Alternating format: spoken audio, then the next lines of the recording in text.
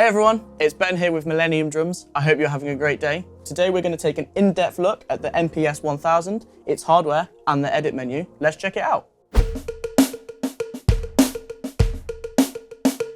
The MPS-1000 is made up of a 20-inch bass drum, 10 and 12-inch rack toms, a 14-inch floor tom and a 13-inch snare drum.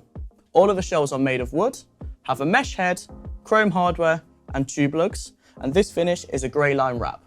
All of the drums are equipped with dual zone triggering, which means that you can play the mesh head or the rubber rim.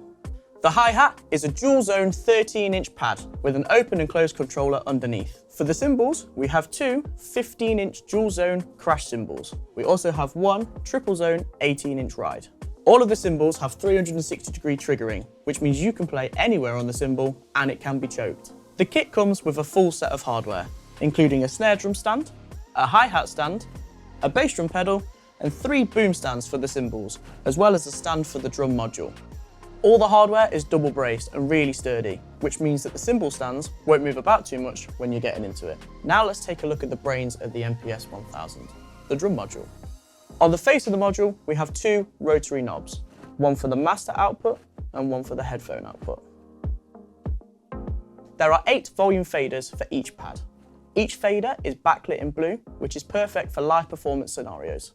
We have a colour display with navigation buttons either side, an edit and setup menu, a metronome, recording and playback buttons, and finally we have the kit selection wheel and buttons. On the back of the module we have 8 outputs so that each pad can be recorded and mixed individually. We also have a master left and right output as well as an auxiliary line input. We have a USB input for adding your own samples, as well as a USB MIDI output in case you wanted to use the kit as a controller with a VST. We have all of the trigger inputs here on the back of the module, and as you can see, we have a space for either a cymbal or one more drum pad. Finally, on the back of the module, we have the DC in for the power. We have 2 headphone outputs in sizes 3.5mm and 6.35mm. Now we've had a look at the drum kit and the module, let's take a look at the preset kits and the edit menu. So in the module, we have 40 preset kits and 870 individual samples. To scroll through and find a kit that you like, you can use the selection wheel or the kit value change buttons below. That's a lot, right?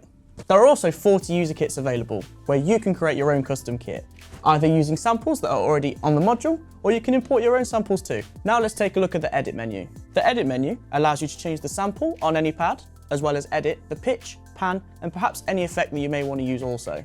To enter the edit menu, I would press the edit button underneath the display, and let's say that I wanted to change my kick drum. I would play the kick to make sure that the kick group was selected at the top of the display. I would then use the navigation buttons at the side to move myself down to voice. We can now use the navigation wheel or the kit value change buttons to select a bass drum type that is right for us. In this instance, I've gone for rock bright, beefy. Below voice, we can also change the maximum volume of the sample, as well as changing the pitch of the drum. So for example, we could have a low sounding kick drum or a high sounding kick drum.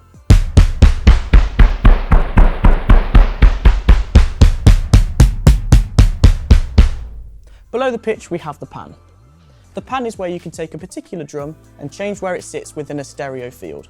For example, you could pan it to the hard left, the hard right, or anywhere in between. Next, we come to the FX controls. First, we have the pad FX send, which sets the individual parameter for each pad and allows you to choose how wet or dry a sample may be. The next 3 options will change the effects for the whole kit, not just the individual pads. First, we have the kit FX preset. Here, I can choose from a different effect, either a reverb, a delay, a chorus, or maybe a tremolo. I am going to use Hall Damp, which is a pretty wet reverb. Next, we have the FX level, which changes the amount of effects on the entire kit. Lastly, we have the FX time, which changes the length of that chosen effect. The last on the list here is an option to rename the kit. Using the navigational wheel or the arrows either side of the colour display, I can change the name of the kit.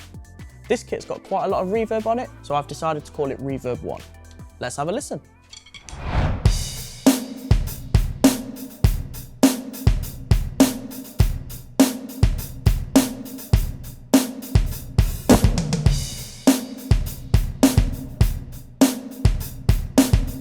Okay then guys, thank you for watching, and that concludes the first deep dive video on the Millenium MPS-1000. Please be sure to like and subscribe to make sure that you don't miss out on any of the cool content we have coming soon, including a deep dive video onto the setup menu, as well as some sound demos from the Millenium eDrum kit family. Mine has been Ben for Millenium. Have a great day.